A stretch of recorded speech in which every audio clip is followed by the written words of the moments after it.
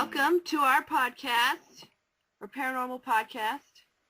I'm Chelsea Griffin, and I'm Emily LassodelaVega.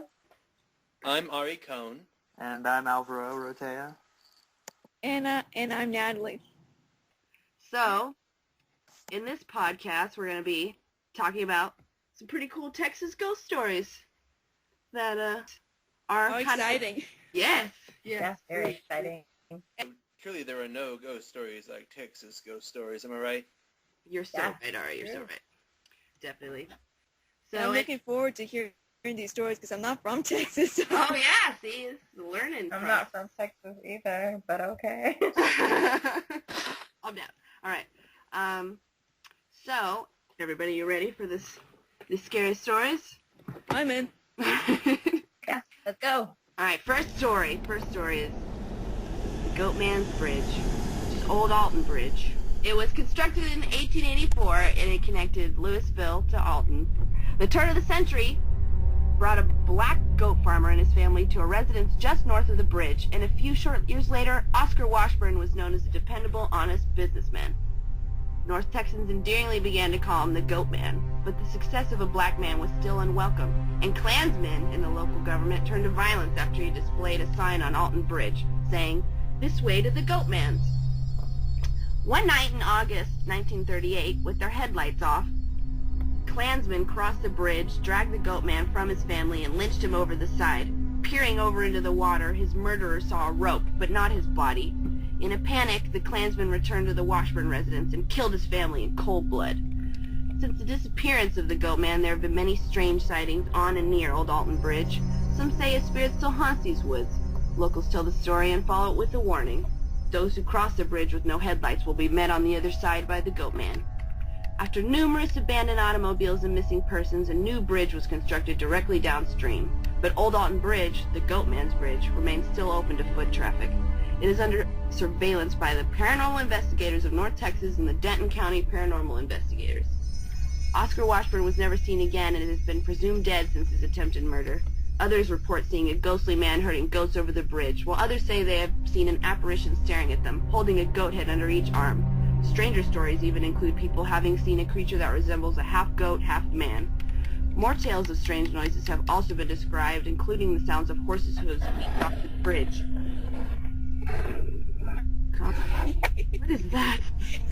Splashing in the creek below, maniacal laughter and inhuman-like growling coming from the surrounding woods. That sound just now was him. It's crazy. Visitors sometimes tell of seeing mysterious lights in the area, of car doors locking and unlocking of their own accord, and numerous vehicle breakdowns while near the old viaduct. According to legend, if you visit on Halloween and honk your car horn twice, visitors can see Goatman's glowing eyes. Ooh-ah. Pretty creepy. My goodness. Never drive there ever. Don't. I'm already creeped out. I've been there. Just saying. What was it like? It was actually, I mean, I was with a bunch of freaking lame, dudes trying to, be like, yeah, we're going to Goatman's Bridge. Just, lame teenagers, But it was pretty creepy over there because it was pitch black, and they did the whole, turning off the headlights thing and stuff like that. And they were all, looking for the Goatman, trying to look for his red eyes. And somebody even claimed that they saw it, but, you can't trust anybody. Never. It was So creepy. did you go on Halloween now? No. Oh, my God, no. I don't know what it's like on Halloween. It's pretty popular around here. I live in Louisville, so it's a pretty popular tale. If I may interject quickly, as a person who has ever heard of this story before, and it's pretty much true, you say that the ghost only appears when drivers don't turn their headlights on. That's what this, there are several variations of the legend, but, one of them is that, that's part of it. Yeah, another one says that he'll only appear during Halloween, and if you honk your horn twice. That's the only way you'll see him. So And there's then, just a different... They say, he's a Satanist, all kinds of different legends, I don't know. I find the whole turning off the headlights thing kind of ridiculous. Isn't it against the law? Oh, well, yeah, but, people aren't Well, yeah. People are trying to just... I don't like the the whole turn off your headlight thing, because isn't the bridge only for foot? Like, I haven't been there, but according to all the legends, like, they all end with saying that it's open only for foot traffic. So I don't know if you can actually get your car there or not. It is just like there. It's like a there's the one that's more like scenic, you know, which is the actual original Old Alton Bridge. But then there's also another bridge. So on the other bridge, like the new bridge, is if you turn off your headlights, you'll see them. When we went, honestly, it was actually like beneath the bridge. Like we were literally out by the woods that were right like next to the bridge. So I don't know. Maybe the people I was with, like, they were just brain dead. They didn't know how the legend went. Oh. But yeah, like, I mean, the way that I was reading it and like the way that I figured it being was like there was just another bridge like close to it. Right. And they just like put, you know, but it could totally be that it's just over, or the new bridge is over the old bridge. Yeah, that's what it's like. I mean, I can't remember. Like, it was really dark, but like, there was a newer bridge as well. Like, you know, it's really mainly just like the old one. People like put their headlights out like in front of it, like not like on it, because you can't cross it, you know. You can just cross it by foot. Yes, and only the brave do that. I mean, people do it by day because apparently it's like a very famous area for like nature people that like to walk in trails and all that stuff. Right. Just don't go at night. You'll be fine. Just don't go at night. It's not too scary. Not like the Lady of White Rock Lake. Ooh. Transition. Transition here. Insert music. Dramatic music. So, according to this title, the Lady of White Rock Lake, I'm assuming that there's going to be a drowning involved? Yes. You are correct.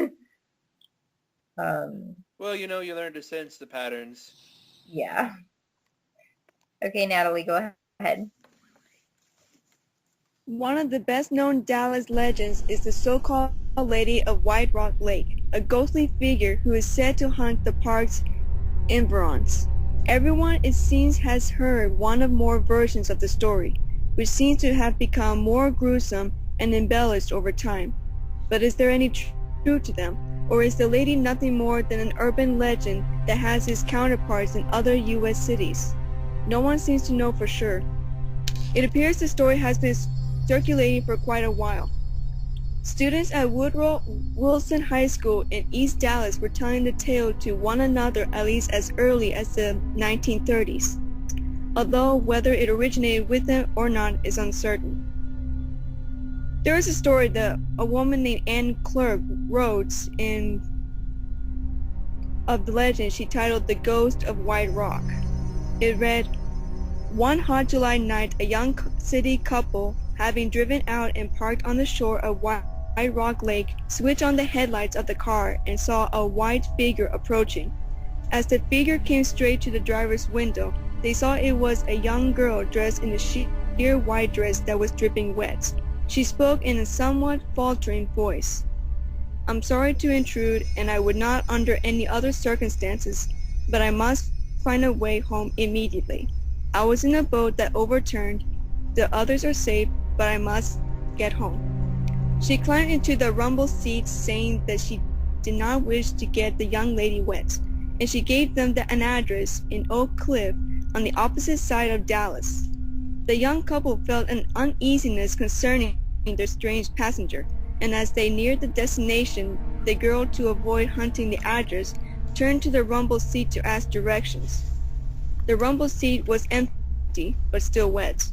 After a brief search for the girl in white, the couple went to the address she had given and were met at the door by a man whose face showed lines of worry. When he had heard the couple's story, he replied in a troubled voice, 'This is a very strange thing. You are the third couple who has come to me with this story. 3 weeks ago, while sailing on White Rock Lake, my daughter was drowned.' There is another detailed story that pretty much tells the same thing, but they described her as being a blonde girl in her early 20s. So what do you guys think? Holy That's crap. very creepy. Isn't it though? Holy crap. I think that what makes it creepier is the end of the story where they say you are the third couple that comes here with the same story. Right? So that's like, my goodness, everyone has seen the ghost without hearing about it before. And it's the same story. I think that's what makes it very creepy. It does. Yeah, I never heard about this story before, honestly, even though it's like so close by. Yeah, same. I've been living here for like 6 years, and I've never heard that story. I've been to White Rock Lake too, and it's just like, yeah, nope. Yeah, I never got visited by some chick. She wasn't all like, hey, she didn't get my seat all wet or nothing. Okay, yeah. But really, what really caught my attention was at the end of the story. It says that in November 24th, 1942, there was a 35-year-old woman who also committed suicide by drowning herself in the lake. Ooh, another lady. Holy crap. Yeah, and then there's in July the 5th, 1935, a woman named Louise Davis. She left a suicide note, and like the other lady, she committed suicide at the lake. Oh man. Popular spot, methinks. Yeah. Methinks he was right. God. Well, definitely. Yeah. So some people wonder if either these Louise or Rose are the Lady of the Lake.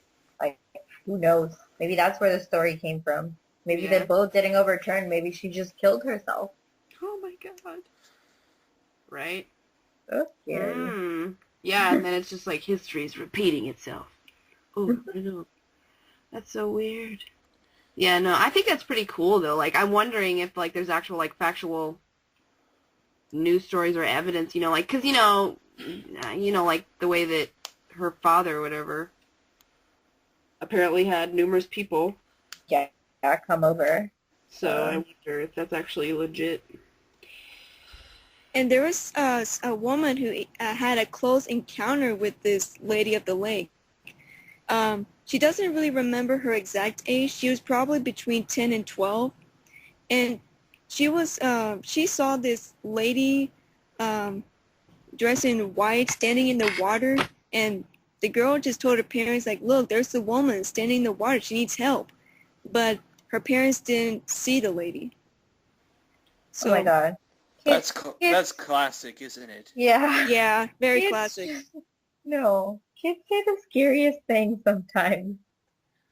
Well, hey, sometimes kids would see something that parents can't see. Yeah. It's like pets. Pets and kids. There are two things. Does anyone feel like they're not going to sleep tonight already? Sort of.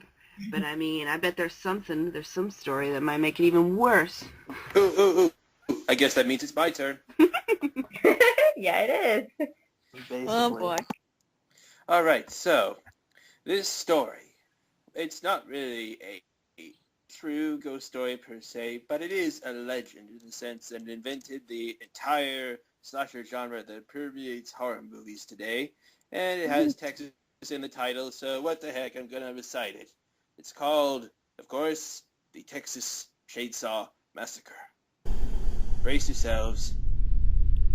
It was the summer of 1974. Sally Hardesty and her paraplegic brother Franklin traveled with 3 friends, Jerry, Kirk, and Pam, to visit the grave of the Hardesty's grandfather to investigate reports of vandalism and grave robbing. Afterwards, they decide to visit the old Hardesty family homestead. Along the way, they pick up a hitchhiker who talks about his family who worked at the old slaughterhouse. He borrows Franklin's pocket knife and cuts himself, then takes a picture of the others and demands money for it. When they refuse to pay, he burns the photo and slashes Franklin's right arm with a straight razor. The group forces him out of the van and drive on. They stop at a gas station to refuel, but the station's proprietor tells them that the pumps are empty. They continue towards the homestead, intending to return to the gas station once it has received a fuel delivery. When they arrive, Franklin tells Kirk and Pam about a local swimming hole, and the couple head off to find it. They find the swimming hole dried up, but hear a generator running in the distance. They stumble upon a nearby house. Kirk calls out, asking for gas, while Pam waits on a swing in the yard. After Kirk receives no answer, he enters through the unlocked door, whereupon the masked monstrosity known as Leatherface appears and kills him with a hammer. Pam enters soon after and trips into a room filled with furniture made from human bones. She attempts to flee, but Leatherface catches her and impales her on a meat hook, making her watch as he butchers Cook with a chainsaw. Jerry heads out to look for Pam and Kirk at sunset. He finds the couple's blanket outside the nearby house. He investigates it and finds Pam still alive inside a freezer. Before he can react, however, Leatherface kills him and stuffs Pam back into the freezer to finish the job. The darkness falls. Sally and Franklin set out to find their friends. As they near the neighboring house and call out, Leatherface lunges for the darkness and kills Franklin with his chainsaw. Sally runs toward the house and finds the desiccated remains of an elderly couple in an upstairs room. She escapes from Leatherface by jumping through a second-floor window and flees to the gas station. Leatherface disappears into the night. The proprietor there calms her with offers of help, but then ties her up, gags her, and forces her into his truck. He drives to the house, arriving at the same time as the hitchhiker, now revealed to be Leatherface's brother. When the pair bring Sally inside, the hitchhiker recognizes her and taunts her.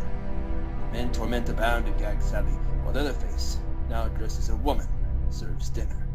Leatherface and the hitchhiker bring Grandpa, one of the desiccated bodies seen earlier, down from upstairs. He is revealed to be alive when he sucks blood from a cut in Sally's finger. During the night, they decide that Grandpa, the best killer in the old slaughterhouse, should kill Sally. He tries to hit her with a hammer, but is, alas, too weak. In the ensuing confusion, she breaks free, leaps through a window again, and escapes to the road. Leatherface and the hitchhiker give chase, but the latter is run down and killed by a passing semi-trailer truck. Armed with his chainsaw, Leatherface attacks the truck. When the driver stops to help, the driver hits him in the face with a pipe wrench. Sally escapes in the back of a passing pickup truck, as Leatherface dances maniacally in the road with his chainsaw. Some say that when the moon is full in the distant wilderness, chainsaw sounds can be heard. Perhaps it's Leatherface claiming his next victim. Maybe it's some lumberers out to chop trees down. We may never know. Holy crap. I've never heard such a magical version of Texas Chainsaw Massacre. Holy crap. Me neither. Oh man, that was the story even? I don't remember him dancing in the street. That's awesome. I love that. It's good. It's good. Okay, now I don't like being outside by myself. Oh no. Natalie's scared now. Look what you've done, Ari. Sorry, that's the way the story goes. Oh my goodness. I'm so happy I didn't know about this story earlier, because I've been in the woods and hearing like chainsaw sounds and like trees falling out the top, and I bet that with this story in my head, I would have died. Yeah, this is like based off of a guy, right? It is. It was a serial killer from Wisconsin named Ed Gein. He did horrible things, to say the least. Very horrible. Yeah, we're censoring this part out. Yeah, he's done some pretty bad. Inspired a lot of other slasher villains too. I remember that there was a character in Silence of the Lambs, the antagonist even.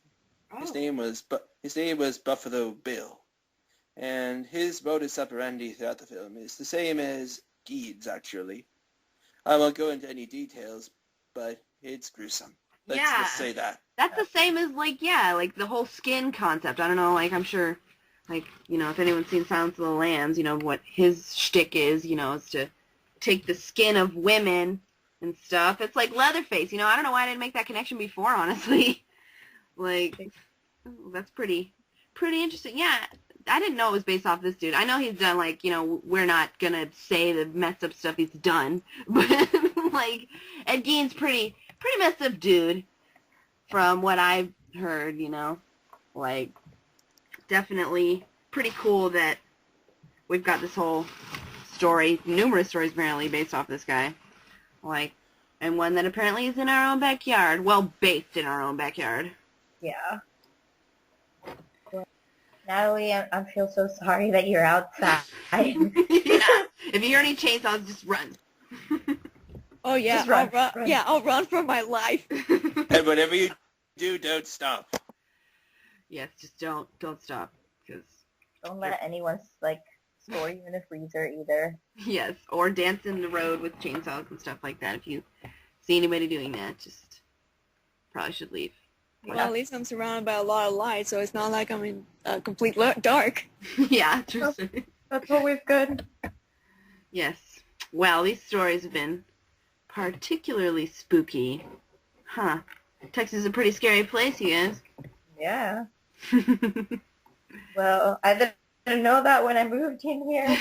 Yeah, you might should have looked into those stories. Alrighty, well, this has been a paranormal podcast about some pretty creepy stuff. Uh-huh.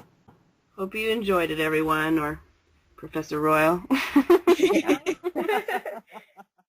Well, now you know that you have to stay away from White Rock Lake, Goatman Bridge, and Chainsaw Town. It's just Chainsaw Town, yeah. Chainsaw Town. Stay away from Chainsaw Town. Alrighty, everyone. Have a good and creepy night. Sweet dreams, everyone. Good night. Oh.